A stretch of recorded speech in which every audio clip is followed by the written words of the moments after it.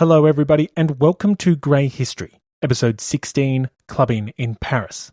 Now before we dive into the various political clubs and societies of revolutionary France, as well as the new factional groupings which will dominate and then cripple the Assembly, there is a housekeeping matter that we need to attend to. The format of Grey History is changing for the next few episodes. So far, Grey History has been running on a very sequential basis. A happened, then B happened, then C happened, etc., etc. The nature of the revolution has allowed us to approach the story in this way. However, after the October days, we hit a sudden lull in big-ticket, show-stopping revolutionary events. From October 1789 to June 1791, we hit a period of about a year and a half when it may appear that there isn't much happening on centre stage. But in fact, a lot of things were happening behind the scenes. This period of time is kind of like the calm before the storm, and it's in this calm that the revolutionaries manage to create their own storm, because over this period of time, the Assembly manages to make enemies out of just about everybody. There is going to be a whole range of policies and decrees which will help create a range of issues that start simmering away in the background until they finally pop. So, instead of tackling this period of time sequentially, which would result in a dog's breakfast of a story, we're going to tackle it thematically. The rundown over the next 5 or so episodes looks something like this. In this episode, we'll tackle the factions dominating the National Assembly and the political clubs and societies which were becoming prominent throughout revolutionary France. We'll also be discussing the thorny issues surrounding legitimate expression and the debates around suffrage and martial law. Next episode, we'll run through the Assembly's rivals for power. A whole range of institutions will start to challenge the Assembly's authority, and the results of these challenges are pretty damn important. After that, we'll go through the spirit of democracy that was engulfing France in episode 18. We'll also discuss the brief period of time when everyone faked a smile, held hands, and pretended that they actually liked one another. No, that event is not called Christmas, but rather the Festival of the Federation. By episode 19, we'll get onto the very important topic of the Holy War, which the revolutionaries commence against the Catholic Church. Eventually, in this revolution, there will be reactionary priests leading armed peasant uprisings against revolutionary forces in a very bloody civil war. Episode 19 will be running through how that civil war actually came to be. Finally, in episode 20, we'll be discussing the evil, dreaded, sinister counter-revolution, because the counter-revolution will actually start becoming a threat with teeth. This is of course helped by the fact that the revolutionaries were pissing so many people off, but hey, that's a minor detail. Throughout all of these episodes, we'll be introduced to new major characters and key reforms and decrees which will help set us up for the next big-ticket revolutionary event. An event which more or less involves the king saying, "I quit." So, with that rough multi-episode agenda set, let us begin.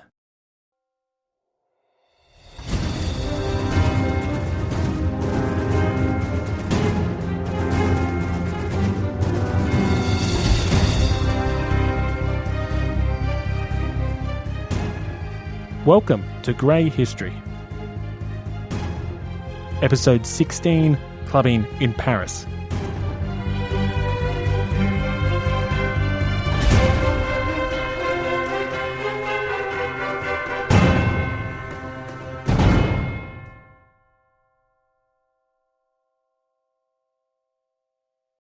On the 6th of October, 1789, a procession of some 60,000 people accompanied the king to Paris.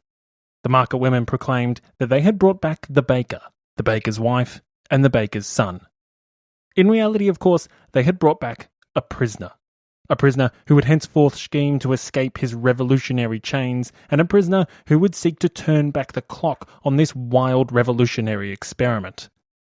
But the time to discuss the king's treason is not now. Instead, it's time to discuss the baker's assistants, the deputies of the National Assembly.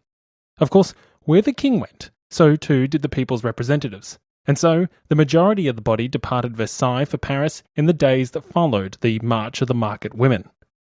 I do stress, however, the majority of the body. For some of the people's representatives, the violent intimidation of the Parisian masses during the October days was the last straw.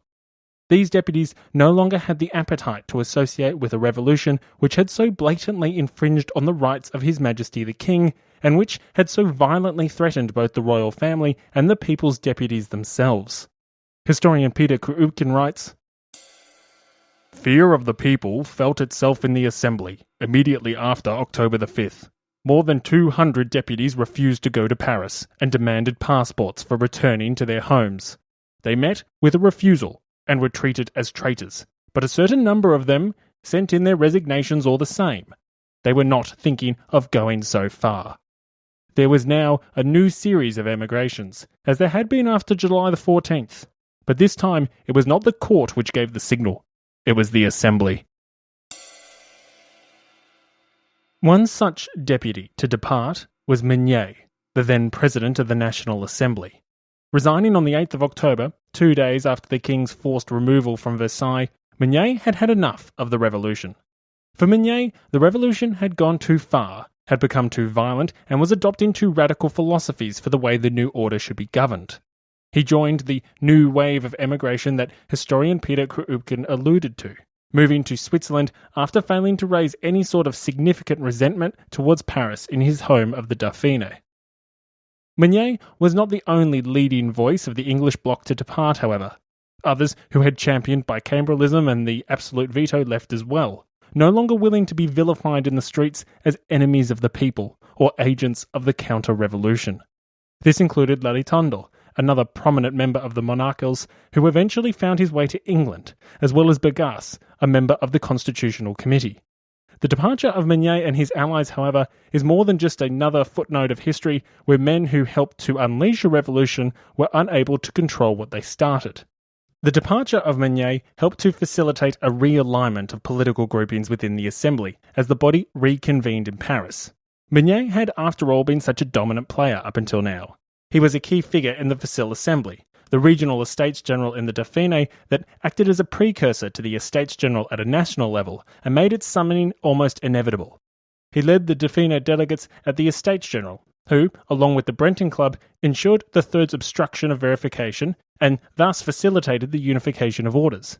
It was Meunier who suggested the famous tennis court oath, where deputies swore to remain united until a constitution had been established, and it was Meunier who had led the English bloc during the divisive debates of the summer of 1789, championing both bicameralism and the absolute veto. So, it should be no surprise that Meunier's departure, along with the departure of other leading moderate conservatives, helped to facilitate a realignment of political groupings and factions within the Assembly. As these vocal centre-right deputies departed the chamber, it provided an opportunity for a more unapologetically conservative right-wing bloc to rise to prominence within the Assembly. Meunier's departure was not the only event which helped to facilitate a realignment of the political affiliations within the Assembly as it reconvened in Paris. Another was, of course, what prompted Meunier and others to leave in the first place: the growing violence of the Parisian mob and the forced relocation of the royal family to the metropolis. With their leadership missing, many deputies who had associated with the English bloc shifted rightwards towards a newly emergent and empowered conservative group, a group headed by, amongst others, Jean-Sylvain Marie. Eventually, these conservatives would become known as the Blacks because of the number of priests sitting together on the right side of the president. But the same events that had pushed these centre-right deputies into the arms of the Conservatives also prompted many progressive, democratically minded deputies to shift further from the centre too. Now in the safety of Paris, surrounded by the support of not only a vocal populace occupying the galleries, but also a vocal press flooding the streets with regular publications, deputies on the left felt emboldened to push for even further reforms and progressive policies. Thus, the move to Paris not only robbed the Assembly of an influential faction, Meunier's centre-right English bloc, but it also further polarised the deputies that remained. Reinforcing this polarisation, the new lodgings of the deputies further strengthened these divisions. Where at Versailles, deputies had predominantly lodged with individuals from their hometown or region, deputies now began to arrange their lodgings based on ideological inclinations. With the deputies factionalised both within the Assembly and outside of it, the divisions inside the National Assembly and its successors were on a one-way track to becoming more explicit and eventually irreversible. Now, explaining the political groupings of the National Assembly as it settles into Paris, isn't exactly the easiest task in the world. One key difficulty in doing so arises from the fact that political parties, as you or I know them as, don't really exist yet. It's only now that the terms left and right are being developed. These terms come from the French Revolution, as progressive deputies gather on the left of the president and conservatives gather on the right. So, considering we're only inventing the terms left and right now, we're a long way off the institutionalised party structures and voting blocks that we see in today's democracies. Furthermore, the very definitions of left and right are moving pretty quickly. If you think about it, what it means to be of the left and of the right is relatively static between, say, 2018 and 2019. But in 1788, 1 year before the events we've been discussing, the terms left and right didn't exist. And if they had, they would have meant very different things a year later in 1789. Back in 1788, surely right would have meant supporting an unaltered Estates General, while left would have meant being in favour of an Estates General voting by head and with a thirds representation doubled. Fast forward to October 1789, and there isn't even an Estates General to have a debate over. Things were moving fast. On top of this fluid situation, it's pretty painstaking to get every little club and society right as they pop up, merge, split up, or disintegrate. The result is that it's pretty damn difficult to illustrate the political situation within the Assembly in a nice little pie chart showing how powerful each faction was at any given moment. In simple terms, the chamber can be broken down into 4 loose ideological groupings. And I stress, loose. The right, the centre, the left, and the far left. Now, for those of you who've picked up that that's an odd-looking political horseshoe, I did indeed leave out both the remnants of Meunier's centre-right as well as the far right. The far right we'll touch on in a future episode, but unlike the far left, these individuals were essentially unwilling to play ball in the new order and were busy off with the Comte d'Artois travelling around the courts of Europe seeking men and money for an invasion to rectify this revolutionary mess. The members of the far right, or the ultra-royalists as I'll call them, had no appetite to participate in a national assembly they viewed to be treasonous and illegal. The centre-right was a different kettle of fish. Deputies of this inclination did exist in the assembly, but some had departed the assembly or shifted rightward after the October days. As historian Christopher Hibbert remarks, those monarchians which remained in the assembly failed to exert much influence after October 1789. Furthermore, the divisive first debates of the assembly, particularly in regards to the Catholic Church, pushed what remained of this bloc firmly to the right, that is to say, into the arms of the conservative faction known as the Blacks. Thinking of the assembly in terms of these ideological inclinations, right, centre, left and far left, is not exactly the easiest, however. Fortunately, many deputies associated with political clubs and societies which often reflected their ideological inclinations. In saying this, some deputies would be members of no clubs or societies, others multiple, and despite the temptation to think of these political clubs and societies as political parties, they're far too fluid to be thought of as such. Members of these clubs were far from consistent, unified voting blocs. As the Assembly first settled into Paris, 2 sizable voting factions were present in the Assembly. The first faction was the Conservatives, made up of the deputies of the right and most of the remnants of the centre-right.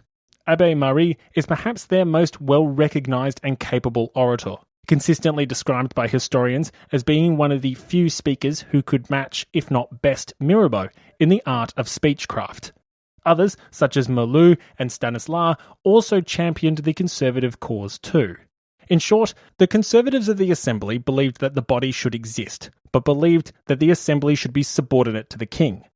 On issues such as declaring war or selecting ministers, the Conservatives believed that these powers should be held not by the legislature, but by the monarch.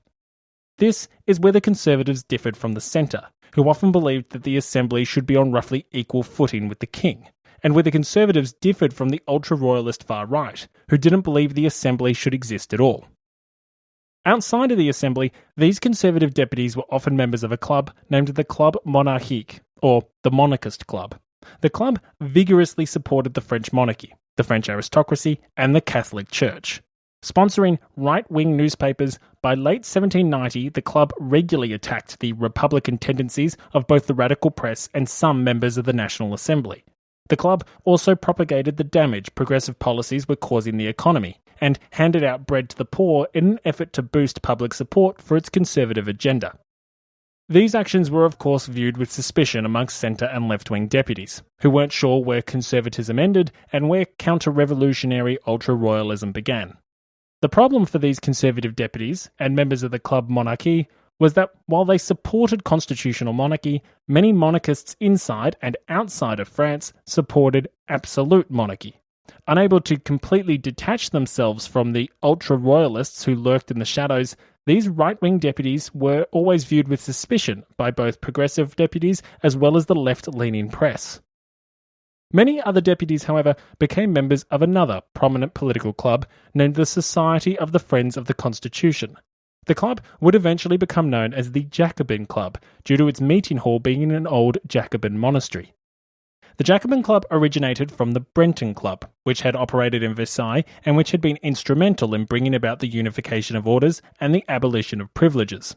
Initially, the Jacobins' objectives were threefold. Firstly, to discuss in advance matters that would be debated in the Assembly. Secondly, to work on drafting and cementing the Constitution.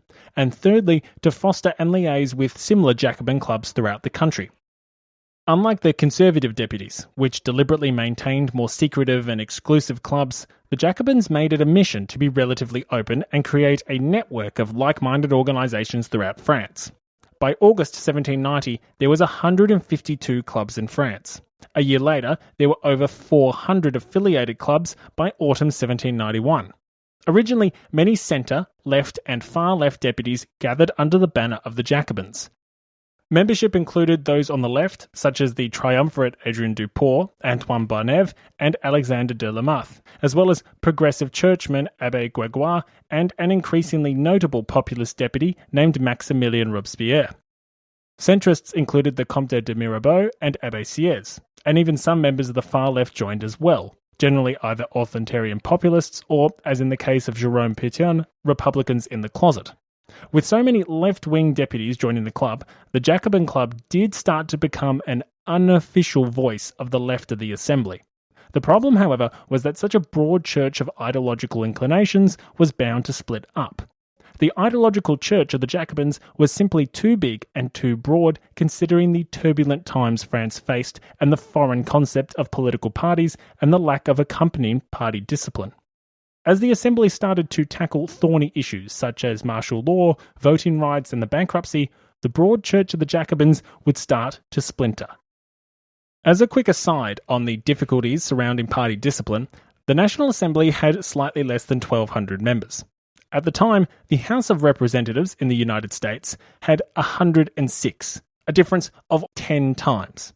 Although much larger, the House of Commons in the United Kingdom had just over 550 members, still less than half of the membership of the National Assembly.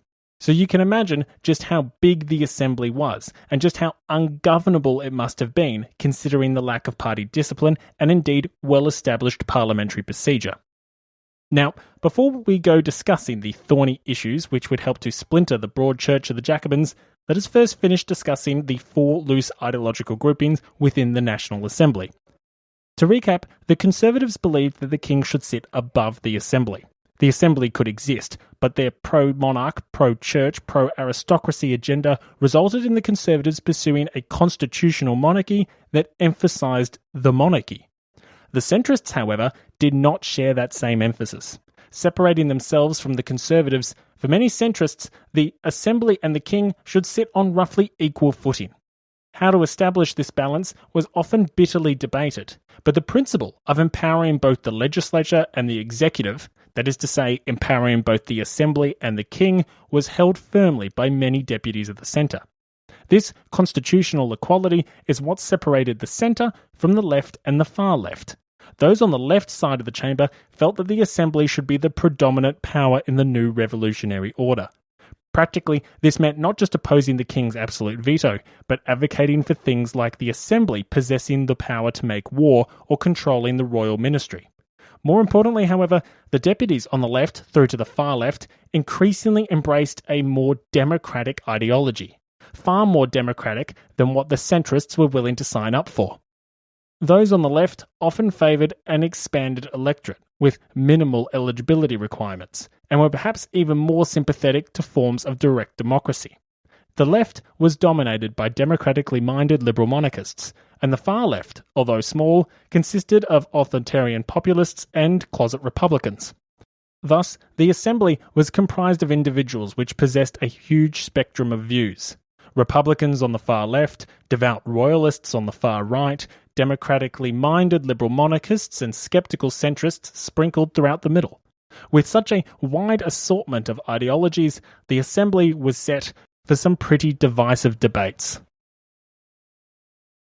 Having settled into Paris, the deputies had multiple pressing issues to attend to, the bankruptcy being only one of them. Another equally important problem facing the deputies, in fact, debatably more important if you consider the constitution to be permanent and the bankruptcy to be an event, was the matter around who should and should not have the right to vote. It's this debate, the debate around the distinctions between active and passive citizens, that will cement a split within the Jacobin Club and will foster the creation of a third, centrist voting faction within the Assembly. A faction that would gather around its own club, named the Society of 1789. But before we go down that rabbit hole, there is a smaller debate that touches on the same key issue. The issue of what did and did not count as legitimate expression. The issue of what ways the French could legally express their opinions and grievances. This smaller debate around legitimate expression is the debate on martial law. Not a debate on its introduction, but a debate on legislation which would allow its declaration in the future. Now, if you think about it, a debate around martial law at this point of time kind of makes sense. After all, imagine if you had been a deputy on the 5th and 6th of October.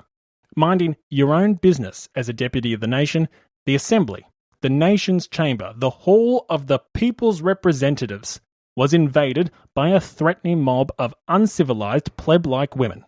In soaking wet rags, courtesy of the rain, these market women, fishwives, prostitutes, fruit sellers, all proceeded to do much more than just interrupt deliberations and heckle unpopular deputies. With their pikes, with their clubs, with their swords and with their pistols, they threatened detested deputies with their lives and humiliated these hated representatives in the process.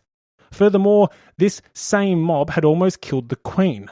They had invaded the palace, beheaded the guards, shouted for all to hear that they intended to mutilate the Austrian whore should she be unlucky enough to be captured. It was this invasion which had prompted 200 deputies to ask for passports, and for people like Meunier, the then President of the Assembly, to resign. It should not be surprising, then, that some deputies would push for legislation which would enable martial law to be proclaimed when needed. Many deputies were all too aware that a day's march no longer separated them from this rabble, this violent rabble which was now just right outside. If, however, the events of October the 5th and 6th were not enough to get a deputy to vote in favour of the legislation, the people of Paris provided another reason to do so just a couple of days after the assemblies arrived in Paris. An unlucky baker named Francois was decapitated by the mob on the 21st of October, fueled partially by notions of conspiracy thanks to pamphleteers like our favourite radical mischief maker Jean-Paul Marat. This decapitation led the Paris Commune to request that the Assembly make a law against riots in order to contain the mob in the future. The Assembly obliged and passed legislation on that very day. In the future, all gatherings would be deemed to be illegal once a red flag was displayed by the Hôtel de Ville and by soldiers acting on its orders. Once that red flag was up for all to see, all force necessary could be used to quell a riot, and all leaders of the insurrection could be sentenced to death. The National Assembly had decided that the same violent crowds that had secured its existence in July were now too violent. Adopting the attitudes of the Crown, these crowds could now be legally suppressed with force in the name of the national interest. Taking a step back from this law, which would be deployed in the future and have devastating consequences for some key actors in this revolution, Lafayette, it is clear that the Assembly was trying to grapple with one key issue. What were the legitimate forms of expression of the people's will? Where exactly did the boundaries lie which surrounded individual liberty? If one had a grievance, how else besides the ballot box could one voice that grievance? These are all issues that democracies struggle to deal with today, and these issues would haunt the Assembly and the Revolution for years to come. As if to reinforce the lack of concrete political parties in the Assembly, it is noteworthy to take stock of which voices actually rallied against this law. Left-leaning Barnave, member of the Triumvirate and a key author of the rules of the Jacobins Club, was relatively silent. François Buzot and Jérôme Pétain, both individuals of the far left, essentially closet Republicans at this point, stayed out of the debate as well. It was actually one prominent centrist, as well as one rapidly rising left-wing populist named Maximilien Robespierre, who championed the cause of the common people against this legislation, ultimately failing to convince their colleagues of the unjust nature of martial law. The centrist, who once proclaimed to be the dog who would bite despotism to death, was Mirabeau.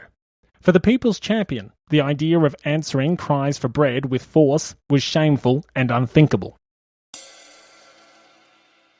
We ask for a martial law and for a court.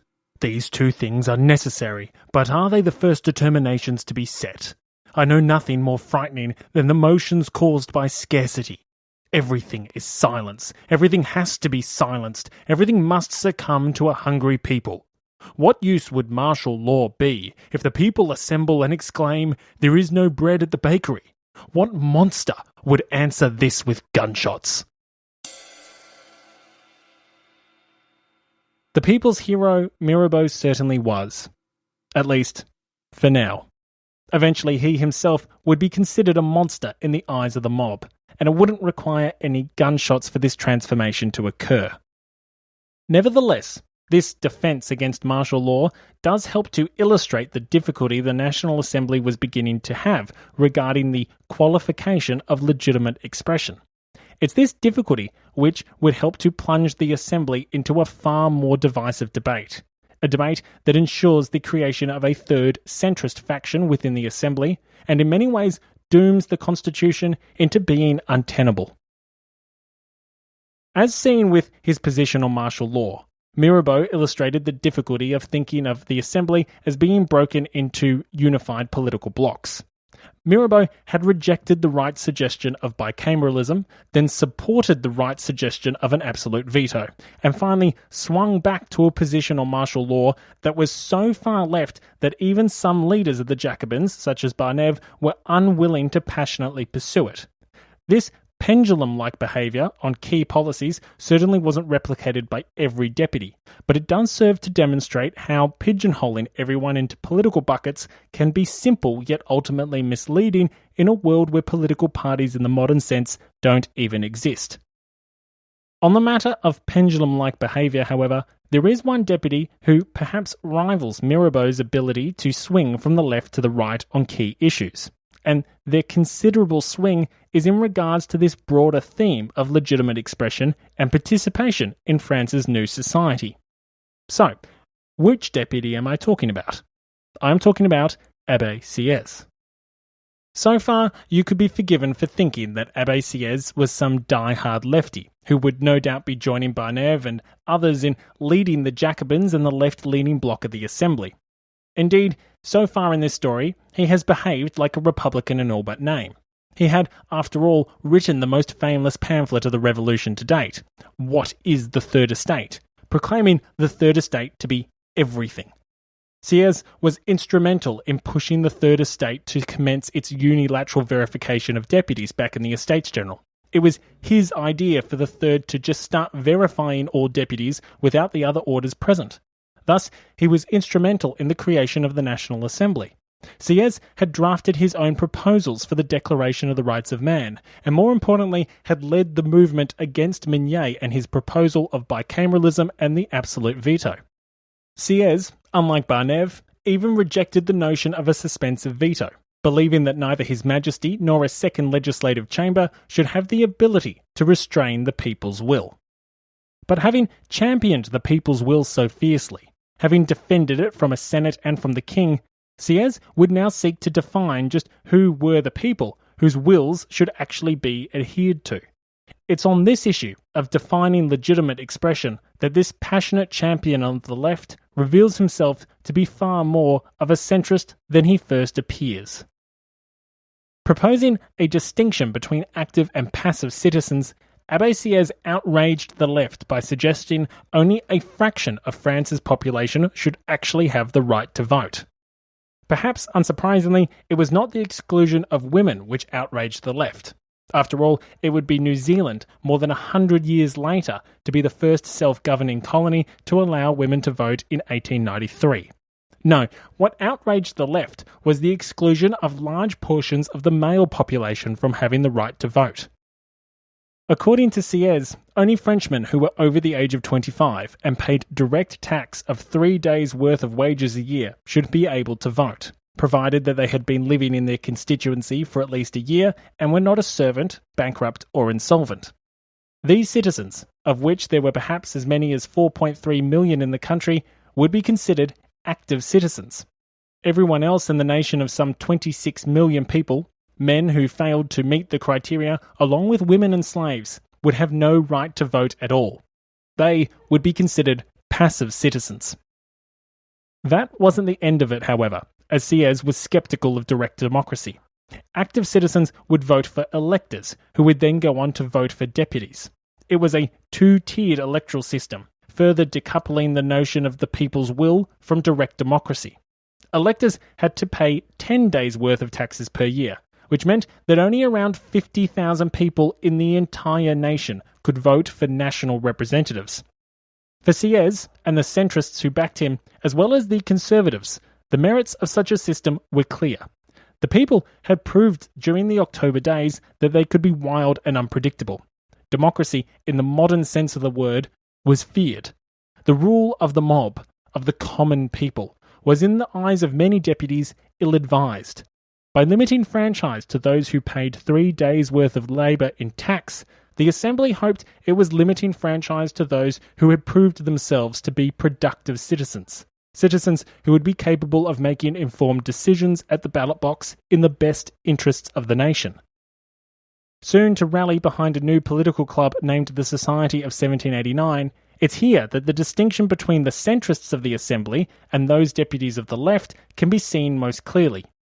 Many leading Jacobins, whether they be closet Republicans like Jérôme Pétion, populists like Maximilien Robespierre, or liberal monarchists like Duport, saw the principal threat to the revolution resting with counter-revolutionary conspiracy. To them, empowering the people was a way to safeguard the revolution from the sinister plots that were lurking in the shadows. For the centrists who would come to lead the Society of 1789, people like Mirabeau, Sieyès, Lafayette and Talleyrand, it was chaos, anarchy, bankruptcy and disorder which were the real threats to the revolution, not counter-revolutionary conspiracy. In order to safeguard the revolution from these threats, the centre sided with Abbé Marie's conservative bloc in attempting to minimise chaos by minimising the electorate itself. Unsurprisingly, this proposal was nothing more than a mutilation of the people's genuine will in the eyes of some left-leaning deputies.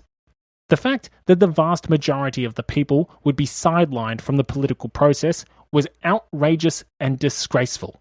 The Assembly fiercely debated the merits of classifying citizens into active and passive categories on the 22nd of October, and some on the left lined up to vehemently denounce the idea. Abbé Grégoire, one of the initial priests to defect from the First Estate during the Estates General, denounced the scheme as an avenue for creating an aristocracy of the rich. Believing the rights of the poor were being forgotten, the progressive churchmen argued that to be a voter, it was enough to be a good citizen, to have a healthy judgment and a French heart. Adrien Duport, leader of the radical faction of the Paris Parlement during the Brienne ministry, member of the Jacobin Club, and one of the leaders of the Triumvirate, made it clear that he felt the idea was flawed in multiple ways. He felt that the distinctions violated the Declaration of the Rights of Man.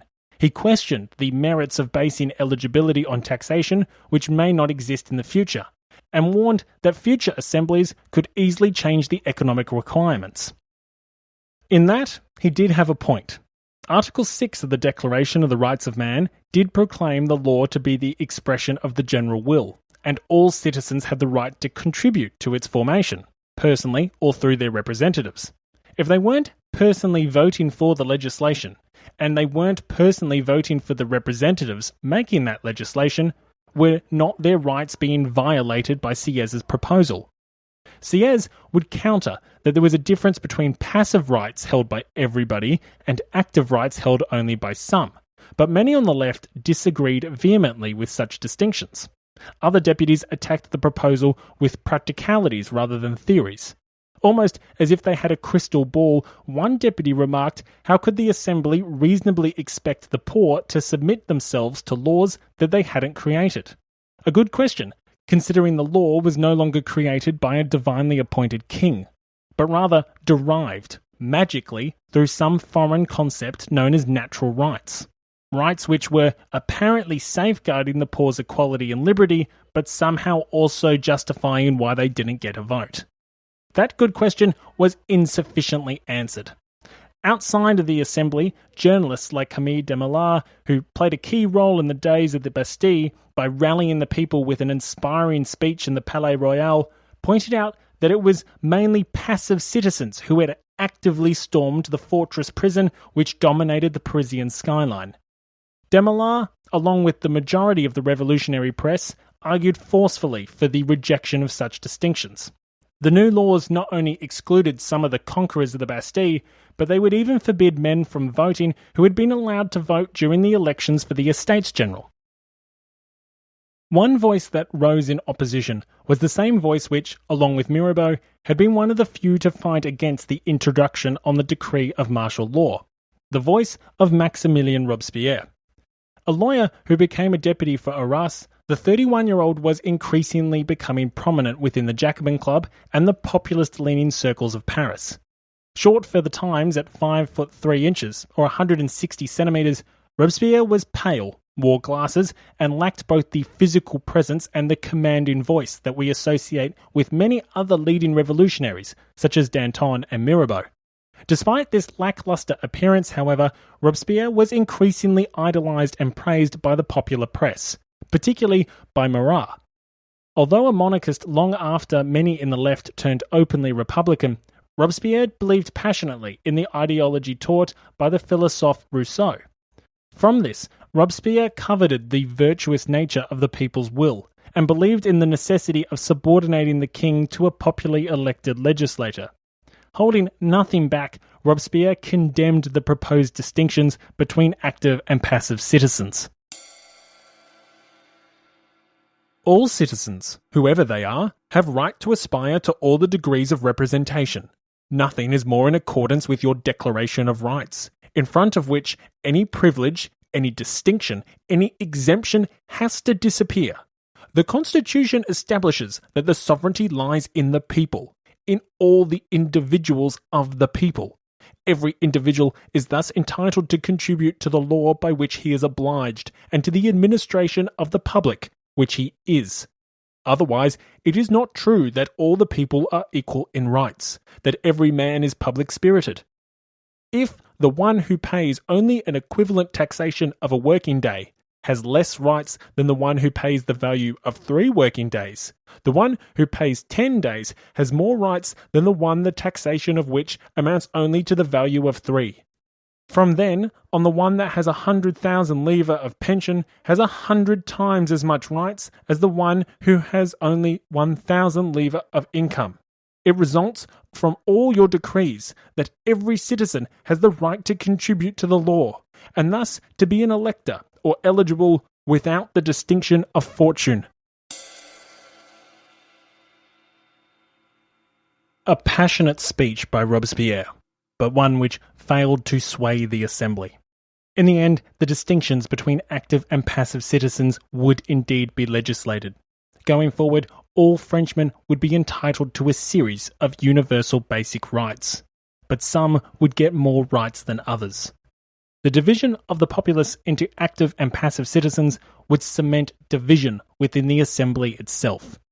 This controversial law helped to splinter the broad church of the Jacobins and create a new centrist faction within the Assembly, a faction which dominated the political club known as the Society of 1789. Furthermore, the law would empower a new populist club on the fringes of the far left of politics, a club that would become a nightmare for both the Assembly and the Paris Commune. But you'll have to wait to meet that famous club until next episode.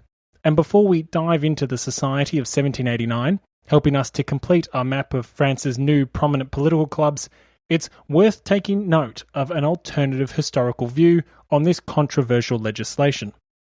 Most historians point out that this law disenfranchised not only large portions of the population, but the same portions of the population that had been politically active. As Demoulin proclaimed in his publications, the Bastille was actively taken by passive citizens. In a sense, the Assembly was trying to put the genie back in the bottle, a feat that was going to be nearly impossible. One historian, however, doesn't shed a tear for the social constituencies that are generally considered to have been ostracised by this law. Historian Hippolyte Taine laments instead for another social constituency, which he feels to have been the one that was truly wronged. The class of active citizens, indeed, comprises about all the men who labour with their hands or with their heads. The law exempts only domestics devoted to personal service, or common labourers who, possessing no property or income, earn less than 21 sous a day. Every journeyman miller, the smallest farmer, every village proprietor of a cottage or of a vegetable garden, any ordinary workman votes at the primary meetings and may become a municipal officer. Again, if he pays 10 francs a year direct tax, if he is a farmer or a yeoman on any property which brings him in 400 francs, if his rent is 150 francs, he may become an elected elector or an administrator of the district or department. According to this standard, the eligible are innumerable. In 1790, they form 2/3 of the active citizens. Thus, the way to office is open to all, or almost all, and the law has taken no precaution whatever to reserve or provide places for the elite who could best fill them. On the contrary, the nobles, the ecclesiastical dignitaries, the members of the parlements, the grand functionaries of the ancient regime, the upper class of the bourgeoisie, almost all the rich who possess leisure, are practically excluded from the elections by violence and from the various offices by public opinion. They soon retire into private life, and through discouragement or disgust, through monarchical or religious scruples, abandon entirely a public career.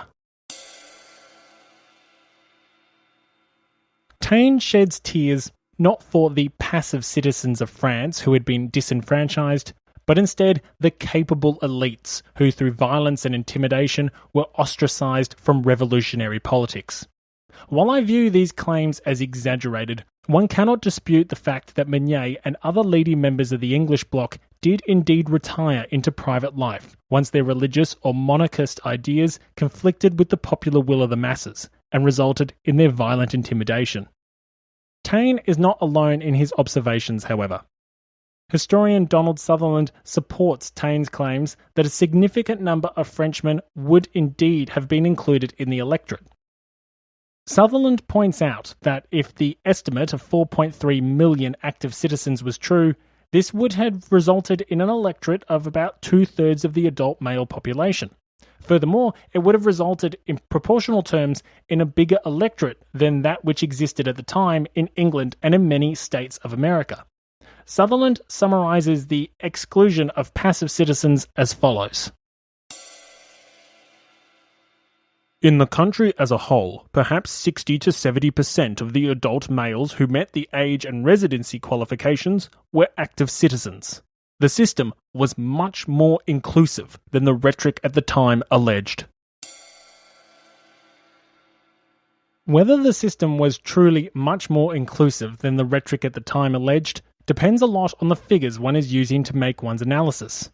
The claims of Taine and Sutherland that a great many citizens still could participate in French democracy are refuted by others. Historian John Boscher claims that only 80,000 men qualified in Paris, out of a population of some 650,000 people. Historian Simon Sharma also refutes the notion that the law was anything but restrictive.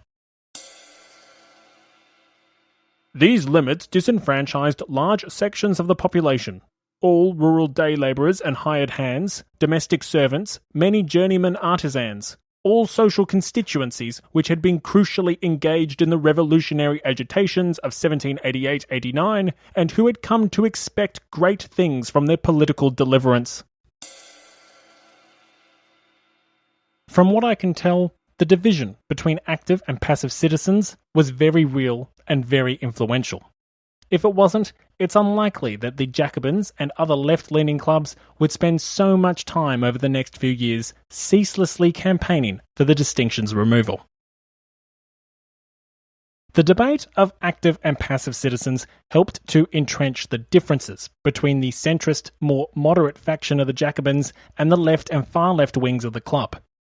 Seeking an opportunity to lead the revolution by bridging differences within the assembly and seeking to moderate progressive aims while crystallising the revolution's victories, some centrist deputies officially formed the Society of 1789 in May 1790. Centrists such as Mirabeau, Sieyès, Talleyrand and Bailly were all early members. Interestingly, many of these deputies were original members of the Society of 30 and the Brenton Club. Importantly, this meant that the Brenton Club, principally responsible for the obstruction of verification during the Estates General, as well as the success of the abolition of privileges in August, was now splitting up. The former radicals were dividing themselves between the centrists in the Society of 1789, who wanted to consolidate the revolution, and more progressive deputies in the Jacobins Club, who wanted to progress it. While more exclusive than the Jacobins, which led to criticisms of elitism, the Society of 1789 was also a broad church of opinions. Left-leaning public figures such as the Comte de Volnay and the Marquis de Condorcet were also members in addition to many of the Assembly's leading centrists. According to historian Jonathan Israel, the explicit goal of the club was to try to reconcile the liberal monarchists with the democratic republicans to create a large and stable bloc capable of leading and dominating the Assembly. That goal, however, was never achieved. But the club contained many individuals who rose to prominence during the initial years of the revolution. Provided this centrist bloc didn't split in two, it could hypothetically play kingmaker on a range of key issues, by siding with either the left or the right. Hypothetically, that is. Things wouldn't be so easy for the Society of 1789 and its members. As the revolution progressed throughout 1790, the centrists had difficulty building a solid alliance with the deputies on the left. The left rejected the centre's restriction on suffrage. The division between active and passive citizens was abhorrent, as well as attempts by the centre to limit press freedoms. In failing to build a solid alliance with the left, the club would start to disintegrate, and as the revolution polarised its participants with divisive debates over the aristocracy, the king, and particularly the Catholic Church, some members of the Society of 1789 drifted rightwards towards the Conservatives and the Monarchist Club, again seeking to create a solid voting majority in the Assembly which could lead and dominate the revolution. However, here too a grand coalition failed. Marie and other leading conservatives emphasised the monarchy part of constitutional monarchy, believing the monarchy should sit above the elected legislature, not alongside it. The conservatives propagated a position which was far more pro-monarch and pro-church than leading centrists such as Mirabeau, Sieyès and Barnève could ever tolerate. As it turned out, standing in the centre of the road merely meant that you got run over twice. The result of all of this was that none of the three main groups within the Assembly controlled the chamber by the end of 1790. The pro-church, pro-monarchy, pro-aristocracy conservatives on the right, the blacks, many of whom associated with the Monarchist Club, they did not control the Assembly. The liberal monarchists, who occupied the centre and centre-left, associated with the Society of 1789 and the centrist tendencies of the Jacobins Club, they too did not control the body. And the progressive and radical Democrats, who occupied the left and the far left, aligned primarily with the Jacobins Club, they too, like the conservatives and the centrists, did not control the Assembly. This meant that the outcome of key debates was always far from certain, and the situation within the Assembly was extremely fluid. This fluidity was compounded by a mixture of juvenile parliamentary rules, poor party discipline when existent at all, personal feuds between deputies, and numerous ideological divisions along any number of fault lines. By the end of 1790, there were no shortages of clubs and factions within Paris and the nation as a whole. The revolution's division was well and truly underway. Thank you for listening to episode 16, Clubbing in Paris. Now, before you go, if you've enjoyed today's episode of Grey History and you'd like to have some more Grey History, well then there is something you can do to help that dream come true. If you know someone that likes it when the ambiguities of history are explored, that enjoys their history in a colour that is not black or white, please tell them about Grey History. The success of Grey History is dependent on people like you who enjoy the show, and so if you know someone who you think would like to dabble in the grey, please tell them about the podcast. Thank you for listening, and have a great day.